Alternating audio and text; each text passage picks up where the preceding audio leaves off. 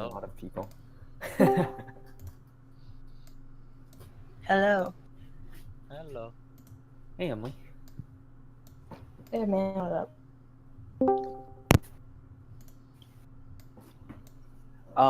Okay. Bubba, Yes. I hate to do this, but will you kick one of your teammates out? We have way too many people here. Okay. Kick Epic. Bye, Epic. Why me? Because you were an You're the extra on shortest top one. of what was decided. That's But it. it will be recorded, so you can see it afterwards. And if you have any questions, you can maybe DM Bubba. Yeah, you can do that. Or you can just listen. Actually, you don't need to leave. Just listen in. Yeah, never mind. Stay. So sad. Good. Stay. Thanks. We love you, Epic. Are you not gonna say it back? Feels bad, man. He Okay. hates us. No, I'm shy.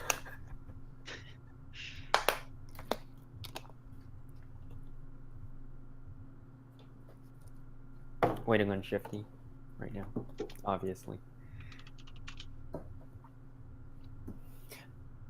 I was going to ask Shifty some stuff about team comps, also alt management. I know some of you guys also had some questions you wanted to ask. Like Bubba, your team probably wants to know about playing the same comp over and over again in practices. Whoa. That might be a question you want to ask. Yeah.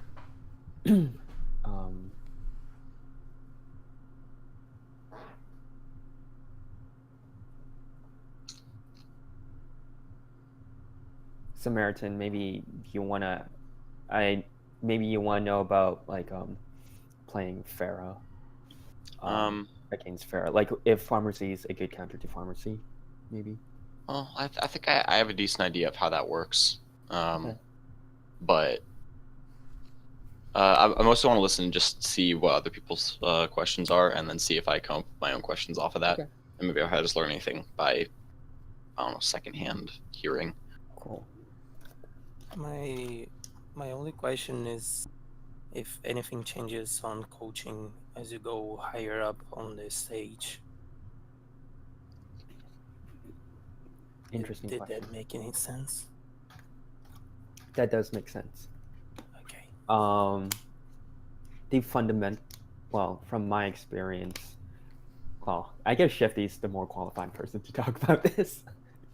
Me, since he actually coaches those top tier teams. That's why we're here. Yeah. Yeah.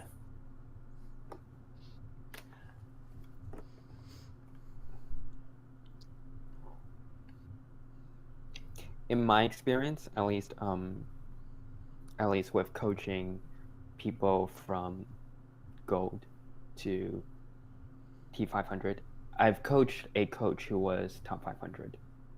And with him, it was really different from everyone else because he had a very good understanding of the game already. So it was actually simpler the more he understood because it was the less that I had to explain, at least. Like less of the fundamentals. But I don't know. We'll see what Shifty has to say. Have you guys seen that YouTube series where I think it's on Wired, like an expert except in 5 levels to 5 different people? Yeah. Yeah, it's like that with coaching. It's actually exactly like that, at least from my experience. That's an interesting analogy. Yeah. When I coached other really good coaches, it was like we were discussing. Oh, that is a lot of people. Who am I pulling everyone up? Yes. Thank you, Shifty. All right.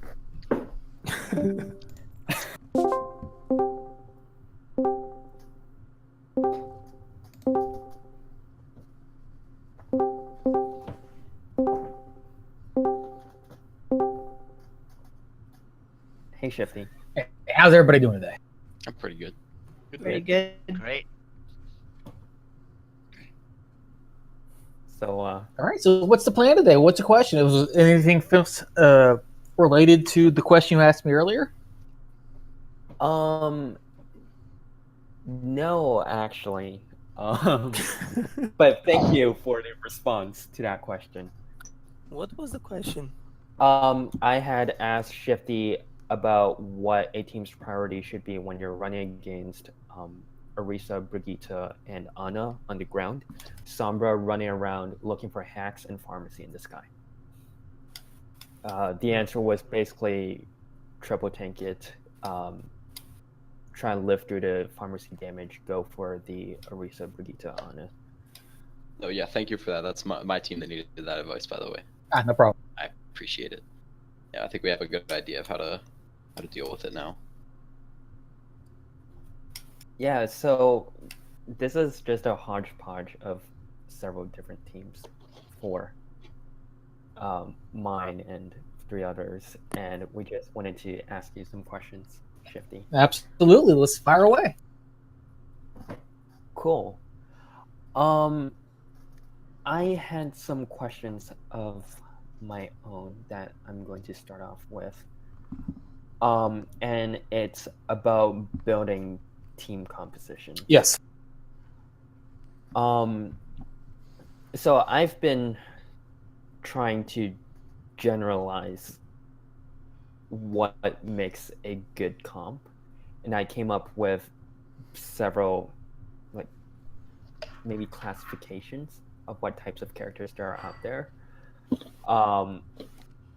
Because, you know, you can always think about it like tanks to supports, but that's shitty.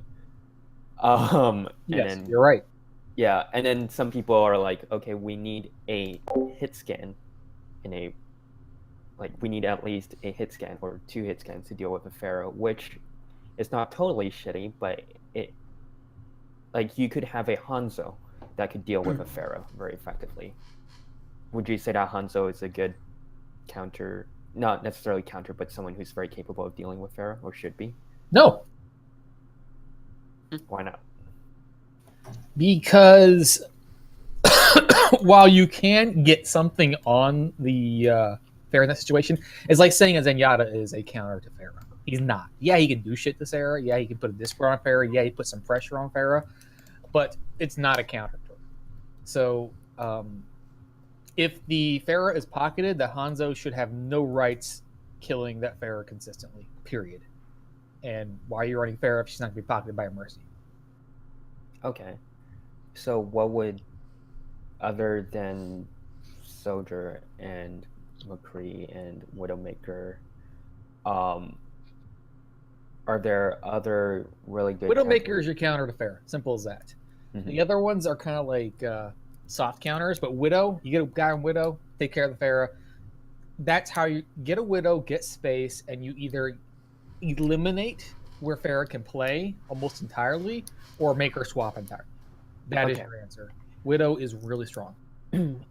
I see that some teams that do this and run Widowmaker against Pharah, because Widowmaker usually sets up on a high ground somewhere to snipe, that Widowmaker gets dove on a lot by the enemy team.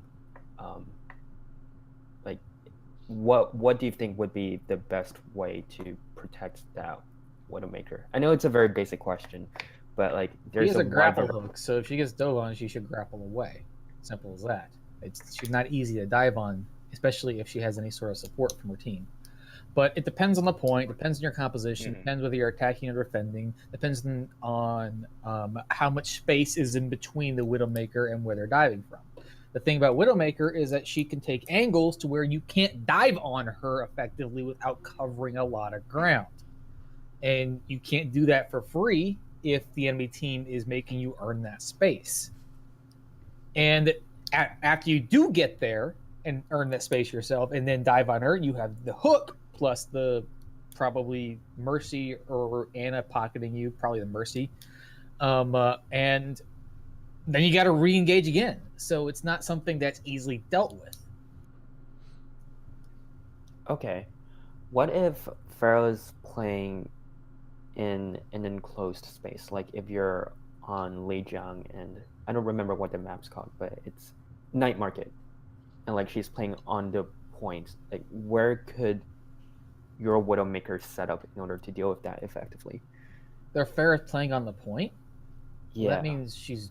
I think Not- I think he means if I think the bigger question would be if the Pharaoh is playing right above choke, so the Widow doesn't have an angle on it, and their tanks are playing aggressive, so the Widow doesn't have anywhere to make space, or doesn't have any space to get any angles on the Pharaoh. Then what does the Widow do to shut down the Pharaoh? Where, like, okay, so in the choke, okay, well, you've got the option of getting into the high ground on the top right, or that little area on the high ground there from the night market. You can hit that pretty easily. You can, and that's kind of where Widowmaker usually plays on night market. So all you gotta do is create space for that area to get the shots on there and get her pocketed, because chances are they don't have too much of an angle there. If they have control over that as well, then you just need to create space through the choke before you get your Widowmaker in positioning. The Pharaoh can't get that much siege damage into the deep into the choke because of her angle. So all you got to do is create space to get through that choke with your team, and then you've got the Widowmaker be pretty much free. All right. Okay. How effective would you say Pharmacy is in contesting an opposing Pharmacy? Well, they're pretty evenly matched.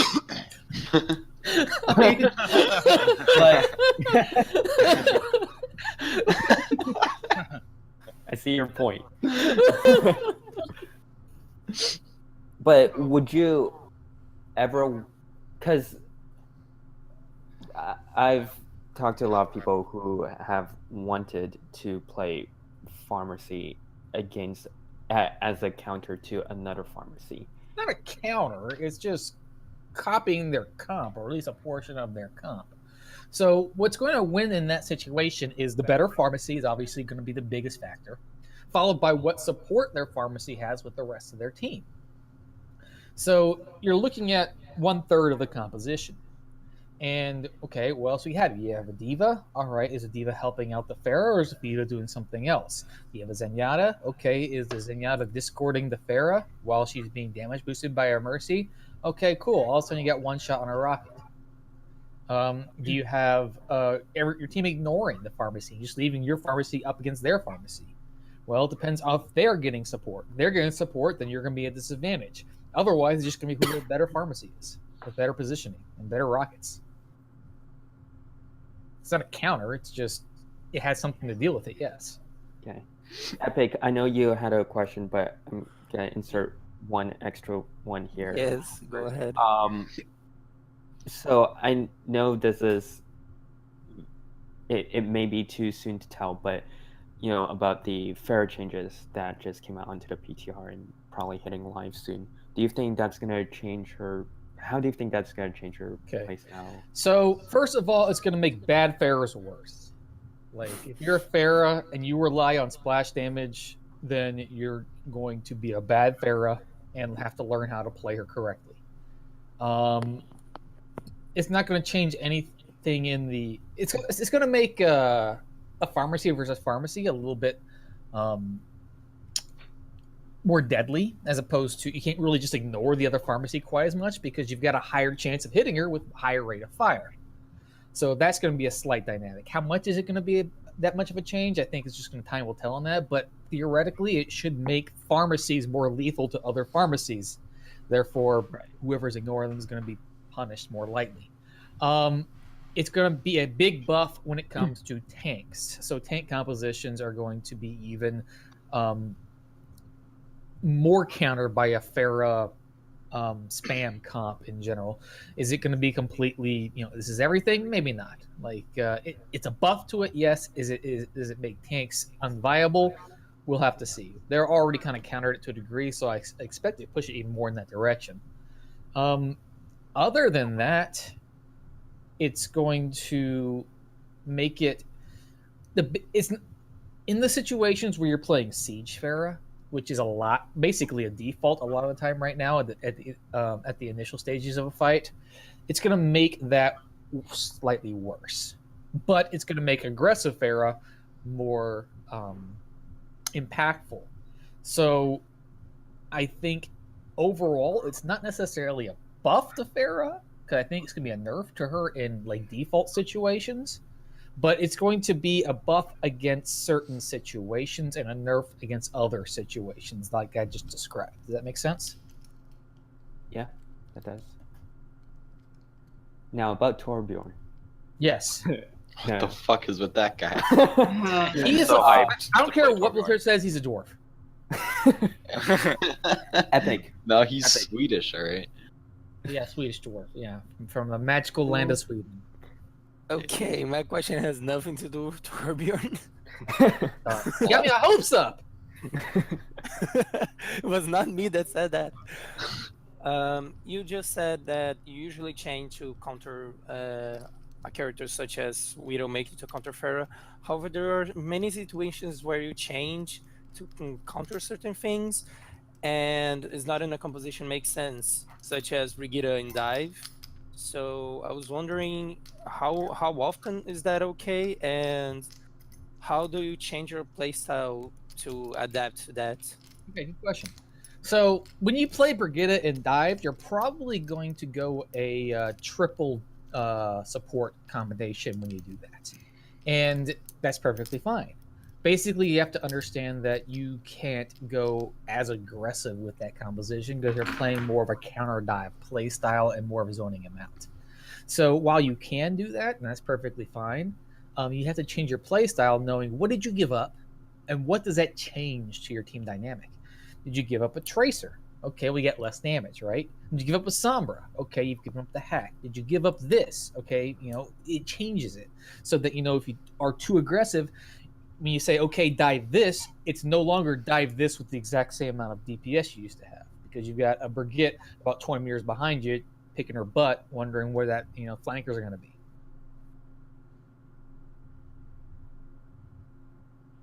Okay, thanks. No problem. If you have any follow-up questions on that, feel free to ask. I mean, this is one case. I'm just wondering about other cases that might show up. Let's talk about the Torbjorn since you asked about that. Okay. What would you like to know about Torbjorn? Talking about Torbjorn. I want to see what's your predictions for his place in the meta, because, I mean, he's somewhat good for multiple angles attack and zoning out, but his ultimate's very lackluster for what I've seen. So that's my question. What do you think as a composition or moments he will make a very effective utility character? Okay. That's tough to say right now. I don't think I've gone through his abilities, but I haven't exactly gone through his synergies yet. But his ult right now is Area Denial, so that can be used to both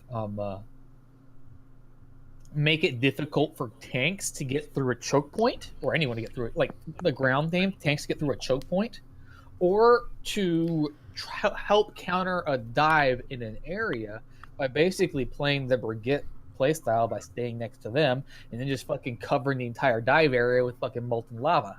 Good luck diving that, right? And when his ult's up, I need to put us in a situation and see how effective it's going to be. But I think it could be effective with the counter dive, and it can be somewhat effective at delaying a tank push. But I feel like it's completely negated by any sort of support ult and just pushing through it. And because it doesn't do like instantaneous explosive damage like a Hammond ult would, it's kind of a damage over time. It's fairly quick, but it can also be out healed by like a Transcendence, or just ignored by a beat or something like that. So as far as the turret change, it's great for him. It's massive for him. It's fantastic for him. His ult got nerfed.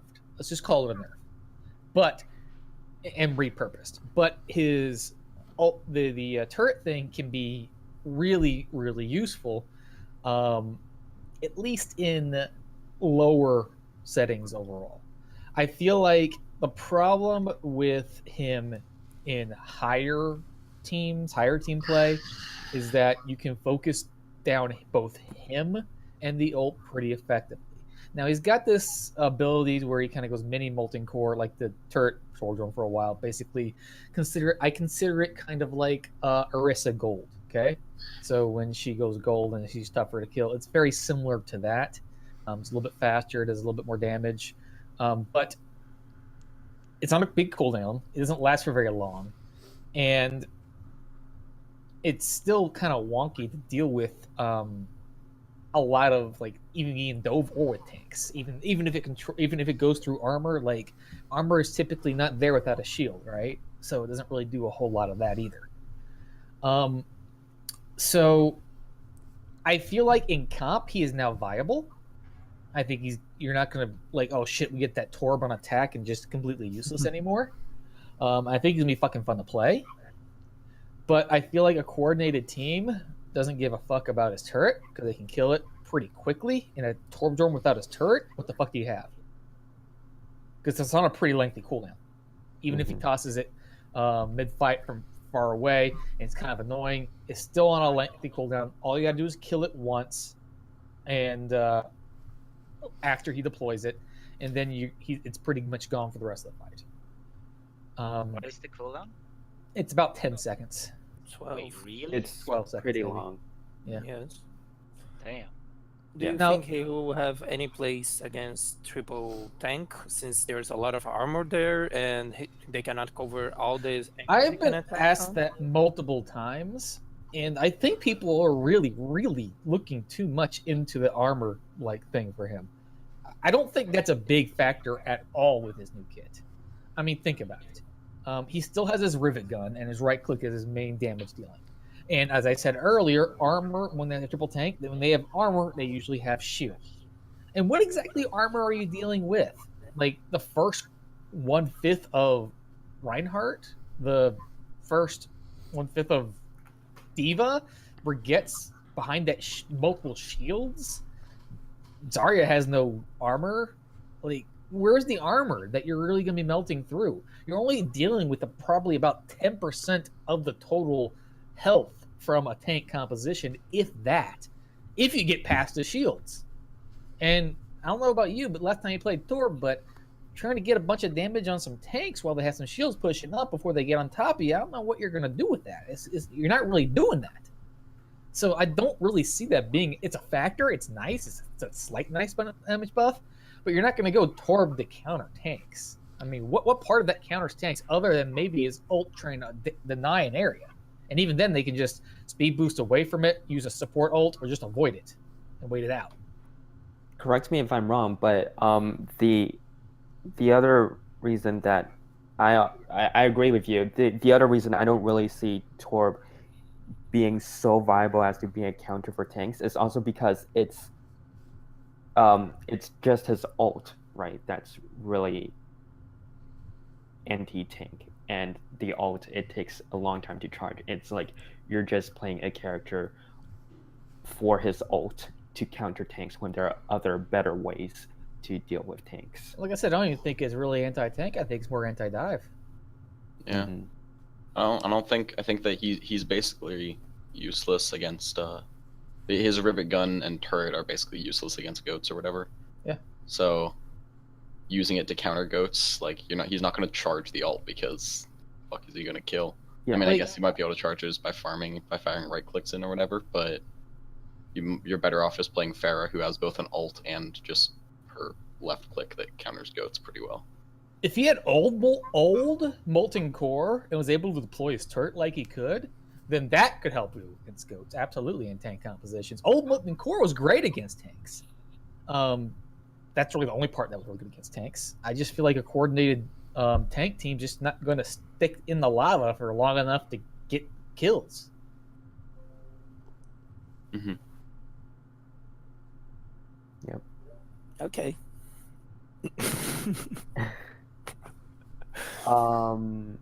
Let's see, Bubba, you had a question about practices and comps. Yeah, so our team got told a while ago by another coach that when we wanted to practice things like synergy, communication, etc., like basic stuff to get more on the same page, Mm-hmm. we got told to try and limit the variables by the amount of heroes we play and try and stick as much as possible, like during scrims, on like sort of the same comp, so that it was easier to practice that. Like, what is your opinion on that? I think for a team starting out, that's a good advice. That way you can sort of learn the basics. Like I've helped teams like completely new teams that didn't know how to play any sort of comp whatsoever, and typically I would teach them the basics of goats. I teach them the basics of dive, and try to get that nice foundation of those play styles in order. And then you would be, once you get that down and that play style difference and understand the difference between the two play styles, then you'd maybe start doing some variations of goats and variations of dive, throwing some Sombra, throw in some Pharah, throw in some different changes in that, maybe some Hanzo, and then be able to get that sort of play style, which is very different. And it works pretty well. So yeah, I agree that that's a good basis to start off with, and then try to spread off from that toolkit. But when do you know when you should stop doing that? Well, And then add in did you multiple master heroes? your whatever composition you're running, or is it Well- still a big clusterfuck? I mean, it's getting better, but we're not obviously Overwatch League level, for example. Like, we're not even close, you know? When do we, as a team that's like 4.2 average, know when we should stop doing that? Continue to expanding the hero pool and comp pool. Well, if you should have a good idea of whether or not you have the basics down for a composition down yet or not. If you're making silly mistakes and it's costing you wins and losses, then you're not ready yet. Okay. Yeah, that was about it. Thank you. So I have a question because I took a break from Overwatch. Yes, you did. Yeah, for like 3 months over the summer. So I've been kind of out of it when it comes to playing Hammond and also playing goats. And I just started getting back into Overwatch like the past week or two.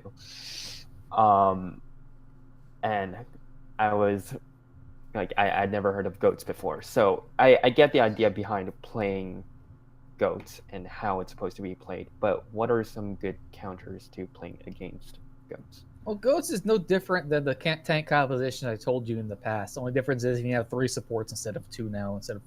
So that's the big difference there. And instead of a Junkrat, you'd have 3 tanks. So it's the same situation. Basically, and to counter it's the same thing. You'd have stay away from it, try to spam it, try to engage it when it's weak, and only when it's weak. Think of it as a heavyweight fighter, okay?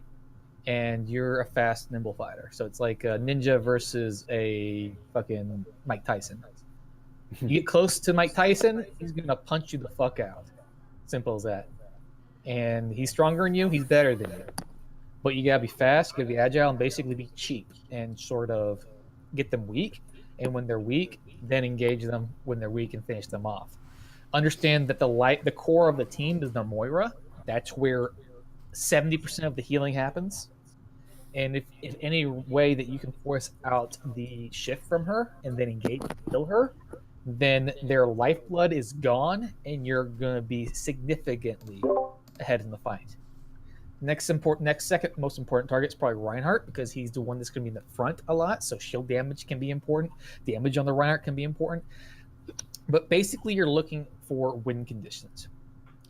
Heal blocks from Ana bio grenades are fantastic. It's a great engage tool and be able to focus down them tanks when you need to. Being aware of their cooldowns, like Zarya bubbles, shield strength, Moira shifts, etc. And then you got Hanzo, Pharah, Junkrat, people that can spam constant damage into them they cannot reach and do significant damage when you do get in there. Doomfist as well can be very significant. Sombra, if you can get some nice hacks and some EMPs. The only problem with Sombra is that you be careful with the Brigitte, and actually it's going to be sometimes difficult to get damage in if the Reinhardt's shielding it and the Brigitte's shielding his flanks very effectively. But EMP is very effective against the entire composition if you do get it off and they are sloppy. And basically you want to take advantage of their mistakes. If they get separated at all, then you can maybe take an advantage of that. If played correctly, they should protect the Moira at all costs. Moira should make sure that shift is always available before the dive, so that she can shift during the dive. If you have a diva, eating up Moira orbs can be very effective because that's a large portion of their healing as well. Basically, it's just to pound the fuck out of them as they're trying to transition from point to point, and then once they're weak, go in there, finish them off. May I add something? Sure. What's your opinion in utilizing the unblockable comp that Jane came up with against it? Do you think it's better than just changing to Pharah, Junkrat, Hanzo, or it's worse? All right. First of all, Jane didn't come up with; he popularized it. Let me just make sure which one it is, though. Can you explain what it is? Basically, every character who cannot be blocked by shields or defensive matrix, so Zarya, Rein, Winston, Doomfist, Mei, Moira, stuff that cannot be blocked by shields. There are some variations, but nothing has yet to surface as the perfect one. There's a reason for that. I think it can work, it can be effective, but I don't think it's necessarily better than what I just suggested. It's one of those things. It's a variation. It can work. There's not one true. Okay, go this comp. This is the only counter for it. That can work to a degree, but the big thing about that is you want to separate them with your knockback effects. You want to, instead of making them make a mistake necessarily and get them low, you want to basically force your way inside and then split them apart. And then take where we split apart and engage them while also staying alive as much as you can. And you've got the Doomfist to do that. You've got the Rein to do that. You've got the bubbles from the Zarya to keep them alive, and the Moira as well. And that's kind of the composition in general. It's basically it's a divide and conquer strategy as opposed to unblockable strategy. I have a question. Sure. You just said that Moira was like such a big part of GOATs. Yes. And in World Cup right now, I think it was Italy against the Netherlands. When they played on Nepal, neither team played Moira. They played Sen instead. Anna instead. Or Zen and Sen or Anna. They probably had Anna. And I've seen here's the thing. What played too. Yeah, what's the counter to a GOAT with Moira? A GOAT with Zen. Because the Zen is going to be able to do damage, discord, and you're basically doing more damage than they're going to be able to heal in that situation. You're also able to get some long range. Basically, it's like a hybrid of the Ghosts to be able to get that long range poke, and they have to be the aggressors. And because if the longer they wait, the more shield damage you have. That's the reason why you'll see a Zen instead of the Moira in that situation. So you could just go straight Goats and go Zen. That's something that is also an option. I just feel like you guys wanted. It's not really more of a hard-on counter. It's just more of an advantageous situation. Same thing with the Anna. You can go Anna if you can get those heal block grenades in there, and also the Nano boost. The thing is though that if the Moira Goat is going to win against an Anna Goat or a Zen Goat by being more aggressive. But the longer the fight pulls out, the more that the Anna and the Zen Goats is going to have the advantage on the Moira Goats. That make sense? Mm-hmm. Another thing that I thought of with the Zen Goats is the support ult. With Moira, I mean, the Cole is good and all as an engagement tool, but with Brig, Lucio, and Zen, that's like the 3 strongest support ults in the game, which is basically like it's just really hard to win ult battles if they have all 3 of those up. Well, you're right and you're wrong. So you're right theoretically in that, but you're forgetting one important thing. What? It's really important. Moira's going to have the first ult in the match every single time. That's true. And you're going to get that Moira ult before anyone else gets an ult. Period. So what's going to happen is the two Goats are going to clash, and while Zen's at 60% ult, Moira's going to have her ult. They're going to be super aggressive, and they're going to win the fight. Mm-hmm. And then now you're playing from behind. trying to aggress into that. So that's why it's really important to be super aggressive with the Moira goats composition. And if you are aggressive and you're able to be aggressive there, and especially it's slightly map dependent, because on some maps and some points you can be more aggressive toward different chokes than others, then you're going to win that, and you probably win 2 fights before they even get use out of their one Zenyatta ult. That's true. It also gives you the option to deal with pharmacy. So if you have Zen goats and your opponents go Pharah, you're fucked. Period. You won't win. If you go Moira goats, you get Coalescence, that will win the fight against pharmacy, and you've got a fighting chance. But Zen is just every fight. I see. So adding the Zen just adds another way of having a win condition. It's a win condition against tank compositions only. If you go Zen and you go up against anything other than a goats-based composition, you've shot yourself in the foot. It's more vulnerable to dive. It's more vulnerable to Pharah. It's more vulnerable to everything except for tanks. Yeah. But it's better against tanks. Speaking of the different variations of goats and like that unblockable comp we were talking about, do you think it's worthwhile to try to experiment with like really different comps and see what happens, or just try to like see what pros are doing and learn how they do it and replicate it? Good question. It depends on how much you value your time and value your efficiency. So, first of all, pros don't always have the best comps overall necessarily. Like, as far as these are the only comps that are going to be viable. So experimentation can be fun, it can be learning, and you can find some different stuff. I mean, goats first came out from a non-pro team, for example. At least that rendition of it. So it's not like pros always are ahead of the curve on everything, and they beat Philly Fusion with University with that comp in the Pit Championship, as well as NRG. So it's not like that everything you see you got to be a lemming. That said, Chant was right after a meta swap, and not everyone, and right after contenders. So a lot of the pro teams weren't exactly scrimming a whole lot on these new changes. So that's kind of why that was able to even become a thing. When it comes to when the new heroes come out or new changes come out, go ahead and be experimenting.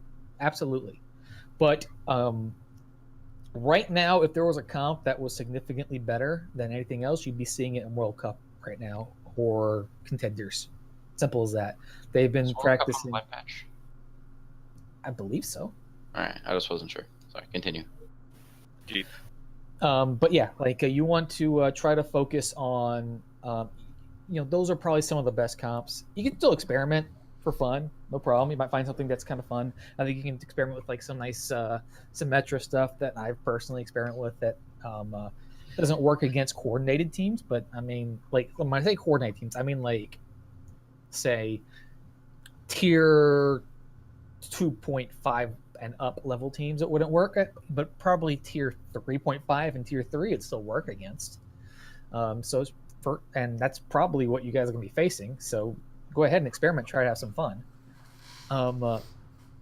But overall, I would say put most of your effort into the tried and true methods of success that you see are happening with a lot of these comps. Yeah, makes sense. Thanks. Do you think the new rebalance changes, like with the 12 update and all that, do you think there could be a new goats coming out? So I'm not saying a new great. Yeah, like a new, like unforeseen. I mean, absolutely, it could. Absolutely, it could. I'd say from the changes that we are aware of, it's unlikely to make too big of a change. Like I said, Torb might, at least at the highest level, but I think it could be effective with some new shit at the beginning at least. I think, like I said, I think it's going to nerf the tanks. It might actually shut down goats once and for all if Pharah gets that strong. It's not that she's super, super strong. No, But it's going to. But right now, goats is already weaker than like earlier in the meta. It's just people got more used to playing against it and countering it. Mm-hmm. So I do think that it's going to be less goats dependent. It should be just as, but I think goats should still be effective like tier 3.45 and below, because executing it well, the counters are still difficult. I know this. So my next question is something that I know a lot of teams don't know how to deal with. So I'm just gonna ask it. When you're running dive, and you're diving the target, I noticed that teams leave their backline, their backline, like their supports, vulnerable, and then what happens with them is the other team's also running dive, and then they jump onto your supports, and then they die. What do you think should be done to deal with this? Well, you've got a couple options. First of all, you can run a brig, and that cancels it completely, and that helps you survive the backline dive if you feel like that's going to happen. Problem is you're going to give up either damage or damage. Kind of sucks. And it can make your front line a little bit weaker, but that's kind of the thing how it works. 2, you make a trade. All right. We get their back line. They try to get our back line. Our back line tries to stay alive long enough for us to get our work done and come back and help her if necessary. Or 3, you have a back line that can peel for each other well. I mean, very well. And it's something that is going to have to be based on how good your back line is. You have like and the composition of your backline, but it's not an and more importantly the position of your backline. But I mean that's just standard stuff that's going to happen with dive versus dive. You want to try to engage on something. Usually the team that engages first in that situation is going to have a slight advantage. Right. Or you can also play counter dive as the last option. What's counter dive? Well, you bait out their dive, and then your team just stays with your supports and take the fight out of line of their supports, and then you've got a numbers advantage. You win that. That's how you beat out overly aggressive dive composition. So if you realize that their tendency is to dive in our back line whenever we initiate on them, then try to just play counter dive, let them initiate, and try to do all you can to support to peel for your team. And then while they're using their cooldowns to engage, that means that they're fucked when we engage them, and we keep our backline alive. Make sense? Mm-hmm. May I add something? Sure. What do you think is the best main healer for a defensive dive? The best main healer for defensive dive is Anna. Yeah, I figured. I was having this discussion because people assume defensive dive you would prefer Moira because she can heal during the middle of the fights when dive already dove on, since she has the protection from the spawn and such.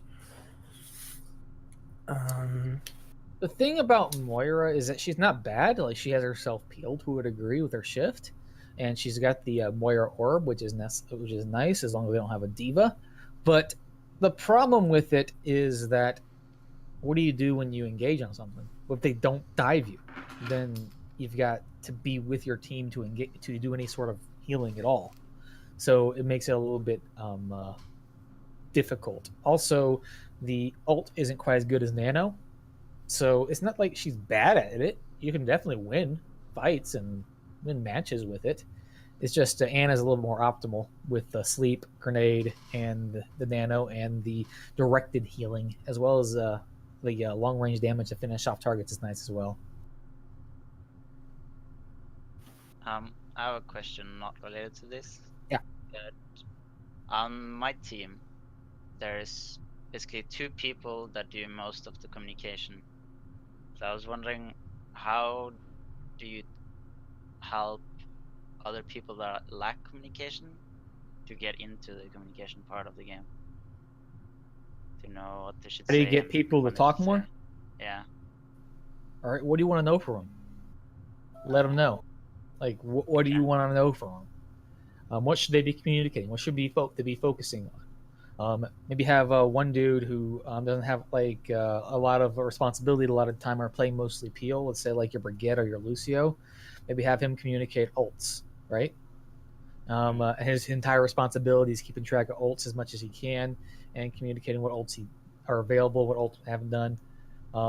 If you're running dive, make sure your DPS tells and your tanks are on the same page of when they're able to engage on a target and when they're not able to engage on targets, when their cooldowns are off or cooldowns are up, when they have their ultimates and they're looking to make a play with it, when they're scouting, all that information that you kind of want to basically tell them what you need from them and then call them out when they don't give you what you need later on. Okay. So just keep calling them out when they don't do it. Yeah, like, hey, I need you to do this. I need you to tell me when this happens. You're not telling me when this happens. Tell me when this happens. Yeah. Okay. Another question is, what is the differences between players on like Hurricanes level and Open Division? Like, what is the biggest difference you would say? Okay, so the biggest difference would be, first of all, experience playing on a team. And I don't just mean playing on a team that was like your friends, but actually like a serious team against the coordination with the team and coordination against a coordinated team. Basically, the experience is a big thing.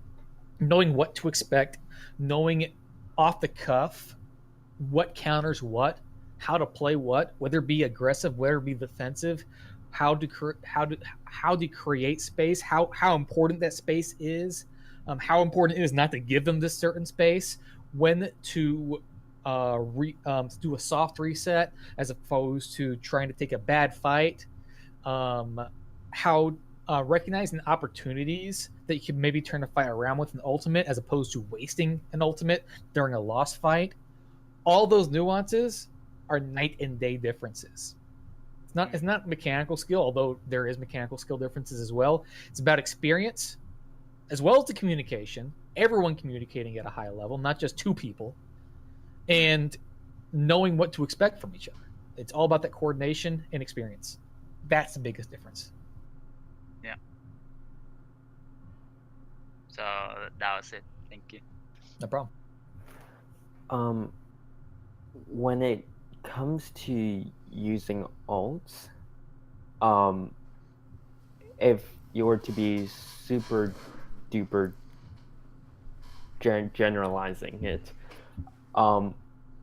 would you say that it's usually better to use ults towards the beginning of a team fight than in the middle of it? Because I see a lot of people, like, they will see, like, maybe a soldier has Visor or Genji has Blade, they will see that their team, like, is slowly losing the fight a little bit by a little, and then they use their ult to try and save it. That's not okay. This is like, for example, let me explain it this way. Okay, Mm-hmm. When Hurricane goes into a fight, it's not okay. We're going to a fight and see what happens and pop our ults all the time. But it is okay. We're going to Fusions is going to go. Winston's going to go in and go on the Zen and try to force the Transcendence. Don't worry too much about him because he is primal. So he's going to go on the Zen, force Transcendence, and he either kills him or forces Transcendence. Then when he forces Transcendence, he's going to pop primal to make sure that he doesn't die if he needs to, and then get out. And then we're going to disengage. The entire engage here was to trade primal for Transcendence. So once the Transcendence is over, we disengage in that. We don't lose anyone. The fight is completely still 6-on-6, but we trade out those two trades. So that way our Genji can go in and Blade for free or in that situation. And then, that will be our win condition because we couldn't get that win condition otherwise. Now, all that was decided before the fight began. Mm-hmm. But at the same time, there are some things that might change those plans. For example, let's say you kill the Zen in that situation. Okay, well, maybe you don't need to disengage there. All right, now you can maybe just re-engage. Maybe we don't even need the blade. Maybe we do, maybe we don't. Maybe we blade anyway. That's up to our Genji to make that decision whether it's the right call. Let's say he goes in and he gets slept, or he gets he dies before he pops primal, which is something that I get mad at when he does. Then, okay, well, maybe we can't do that fight anymore, so we make sure we don't pop blade at all. You're not going to just pop blade because the land with the pop blade. You're popping blade because you're trying to make sure you force trans first or kill the Zenyatta first. If that doesn't happen, then that's no longer an option. So that's just one example of how you have these ultimates and playing around their ultimates. You have a purpose for each one, and you have to know the purpose, not just whether you use it at the beginning or end of a fight. You have it for a reason, and you use it for that reason, or you don't use it because that reason no longer exists. That makes sense? Mm-hmm. At the same time, whether or not you want to pop an ult mid-fight or not is just completely dependent on whether or not you can win the fight with that ult. It's not about... I'd much rather a team use one more ult than they need to and make damn sure they win that fight than one too few and lose the fight, right? Exactly. I see people who go in with 2 ults because they planned to do some sort of wombo combo, and then they don't land it. Okay, maybe they have a slight advantage or something, or maybe they're losing a little bit, and they have other ults available to them, but then they feel like it's a bad thing to just throw other ults. Of course, it is a bad thing if you have to use 4 or 5 ults to win a fight, but then I see teams who maybe have this slight advantage already or something, but they're hesitant about throwing more ults out there and instead lose the fight. So, go ahead. It depends on the situation. For example, what's the point of using ults? Anybody here? What's the point of it? Winning a fight. Yes, that's correct. It's to give your team an advantage. Well, it's to win the fight. Simple as that. He was absolutely right. It's to win the fight by giving an advantage, sure, but it's to win the fight. So, if you're losing a fight because you want to save your ults to win a next fight, why? You have to have a good reason why. For example, if they popped a bunch of ults, like let's say they popped 2 major ults, maybe even 3 ults to win a fight, and you've got some ults, and you've got to pop multiple ults to win that fight and come back, that may not be the best idea because they've already blown their wad, and you can re-engage next fight with your ults and have a better opportunity, especially if you're at a disadvantage after they pop those ults. However, if let's say we're on the last stretch of Second Point King's Row, which is one of the most important fights of the game, then in that situation, we know if we lose this fight, then they get access to Third Point, and then they're going to be possibly snowballing from that point over. But if we win this fight, we can hold Second Point indefinitely, especially if there's only like a minute or so left remaining. So it might be worth to pop our ults if we feel like it's going to be a 70% chance to win that fight if we do so. And then because if we win that fight, they've got nothing to come back in the next fight, and we might have nothing, but we have defender's advantage.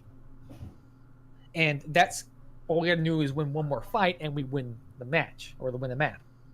So in that situation, it'll be really important. So the thing is, it depends, but overall, it just depends. It's something you need to be aware of the cost benefit analysis of it, which is something that comes from experience. Okay. Okay. Sorry. Go ahead. So I have a question about my team. So a couple of our players have been playing together for a while, but for the most part, like a lot of our roster is new. So we started out, whenever we started out practicing, we were trying to work on everything, but we've since turned to like working on like fundamentals. So lately we've been working on like just focus fire, making sure we're all like shooting at the same thing, because our first games were just a total mess. Yeah, that's the basis of every single team ever. No matter what composition you're running is primarily, except for maybe double sniper comp, that's definitely something you want, is like the basis of trying to get things done. Yes. Are there any other fundamentals that that a team needs to have that are kind of along those lines? Like once everyone knows how to focus fire, then there's something else that we need to be able to do as a team. Are there any other things like that for like a starting team to kind of be able to drill and focus on to like get the fundamentals down? Ults. Keeping track of ults, keeping track of enemy ults, your team ults. Ults. Just making sure that you get that down so you know exactly what ults they have at all points in times and what you should do about them. Okay. A lot easier said than done. Still on the topic of ults. So if your team has 5 ults on a team and you're about to enter into a fight, you should know beforehand how you're going to use those ults and which ones you're going to use in what order. Yes, right? Yes, you should have a purpose for them, and be able to understand. It doesn't mean okay, we're using XYZ ults no matter fucking what. We're using these ults for a purpose, and if that purpose changes, we need to make an audible. Make sure that we have either don't use it, or maybe something else be done, or maybe we'll hold off using it and see if we need it. You're saying, okay, we're gonna go off and do a Grav Hanzo combo, okay? And then you get a pick, you get some space, and you're aggressing the Rhine, and he's all by himself to a degree because he's being an idiot. And you're able to pick him off. You still need to grab Hanzo. Fuck no. You can use it for next fight. We won this fight for free. They were bad. We took advantage of it. Mm-hmm. Same thing in this situation where you're going aggressive and all of a sudden they kill. They get a pulse bomb from behind you and kill both supports. I mean, you're not going to grab Hanzo that. Mm-hmm. What's your opinion on now? I know, like, obviously with Zenyatta and Lucio's ults, in a lot of situations you gotta save those for to counter ults like Grav or Dragon Blade. But if the point, like, let's say it's King of the Hill, or like you have to contest a point, right? Because it's at 99% or something, or it's overtime. Then would it be acceptable to engage with those ults? You can engage with ults even if it isn't overtime in that situation. You can engage with beat real easily. You don't have to necessarily save it for a particular ult. You engage beat, you focus on the guy with the ult. What's he gonna do? Either ult inside your ult, or he dies, which is fine with you. Yeah. So if you know the enemy team has a Genji with his ult, and you have beat, as long as if you engage, as long as you focus down that Genji and kill him before he can blade. Either focus down the Genji or win the fight before he can fucking blade. Yeah. And just understand that if he does blade, all you gotta do is focus him when he engages. Not like a Genji blade shouldn't be able to win a fight against a team that's already taking space and they losing to 6 people like that. You take out whatever supports him, and then not that scary. Even let's say they got Nano Blade, okay? You got 2 different targets you can kill for that. You can kill the Ana or you can kill the Genji. So you can beat in there. If you kill either one of them, then they can't Nano Blade anymore. You took away their pen pineapple. Mm-hmm. Thank you for introducing me to that video, by the way. You're welcome. I have the pineapple pen one. Oh my god, why? Let's not talk about it. Okay, so I have 2. Actually, it's 3:59 where I am, so we're just about out of time. But I have one last question to ask you. Sure. What skin do you want for the Halloween event? I actually haven't seen the skins. I'm just looking at the actual stat differences and the changes they had to heroes as opposed to cosmetic stuff. So I haven't even looked at them yet. What kind of coach are you? The coach doesn't care about what my heroes look like. Oof, that hurts. Blue, did you have a question? No, that was it. I have a question. Sure. About ult tracking and decision making in general. I feel like a lot of the time, when I play, I either zone out or just don't keep everything in mind. Even though, if I was watching myself play, I would be able to make a lot better decisions. How should I? Is there anything I can do to make sure I stay focused. Between every fight, you hit tab, you look at every single hero on their team, and figure out what sort of impact are they going to have in the next fight. What is the current status of their ultimates, and what can you do about it? And what tools do you have available on your team, ultimate-wise or non-ultimate-wise, to be able to deal with it? Every single fight, you win or lose, you hit tab, figure that out, make it a habit. Yeah, I have tips for that. You want to like build habits that make you think about certain things that you need to remember. So like tab is a good one because you could always spam tab, and you should make it a habit. So like between fights, every single time you press tab, or right before you, I don't know, you do something, you melee or whatever every time, so you know that you need to remember something, right? Because it's the same thing in sports. So you like build habits that make it easier to remember what you need to remember. That makes sense. Because I made myself like a piece of paper that with everything I need to keep track of, but I never actually remember to look at it. So if I find that to some habit, that makes sense. So I used to do sports, and what I would do, I would have like a piece of paper like before I started playing, and I would have certain like song I would listen to every time, and then I would like visualize everything that I need to say and need to be doing, and then in the game I would have certain techniques that would make me stay focused on that, because it's a like high pressure situation, so that you don't accidentally forget something.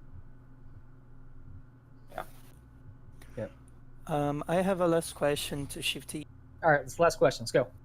Okay, how does coaching change the higher up you go? The higher up you go is going to be less individual, like mechanical shit, and more team oriented stuff. So you're going to be expected to be able to have your mechanics down pat, and knowing what you should be doing, what your role should be doing to a large degree. And the higher up is going to be fine tuning team compositions, synergy with your team, and making sure you're there for the purpose of that comp, and how to counter specific things from the enemy team. That makes sense? Yes. Okay. Thank you so much, Shifty, for answering all of our questions. Not a problem. Thanks Thank a you lot. very much. Thank you. Yeah. Great. Everyone, it'll be great. Can we go into the Hangout voice channel and just talk for a second? Yeah. Sure. I've got to ask you guys. All right. See you around, Shifty. Take care. See ya. Thank you. See ya. Thanks. So what are we doing, Martin? Hello. I'm waiting for the boss. Oh, there you go. Okay, everyone's here. So, was that helpful for you guys? Yeah. Very. Okay. Did someone have a He's so recorded? wise. Someone have what? Did someone? He is wise. Did someone have the session recorded? I did. Sure did. Yeah, I think someone did. Cause, that's what I thought. So, does anyone here want to have what was recorded in case you didn't take notes or something, so you can share with your team? Yes. Okay. I don't know. Maybe I can just do that myself, like share it. So maybe, Tour, you can share that with me so that I can share it with Samaritan and Oblivion. Sure. Take Yeah, care okay. of the other teams. Mhm. Yep. Cool. Thank you. Would you guys do this again? Yes. Yeah. Yeah, sure. Yo, Okay. Just so you guys know, there's a game going on being streamed on Broadcast GG of Phase 2 versus Goats in Open Division. Phase 2 stomping them. It's pretty interesting. Wait, what was the website? What, Phase 2 and Goats? Ah, okay. All right. Cool. If you guys have any follow-up questions you want me to ask Shifty, you can DM me, and because he and I talk a lot about the game, usually just in DMs. So just let me know, and I'll ask him for you. I'm also happy to answer any follow-up questions you guys might have, or to provide any inputs. But yeah, I'm glad you guys all came. That it was helpful for you guys. I'll see you guys soon. See ya. Bye. Bye. Thank you. Bye bye.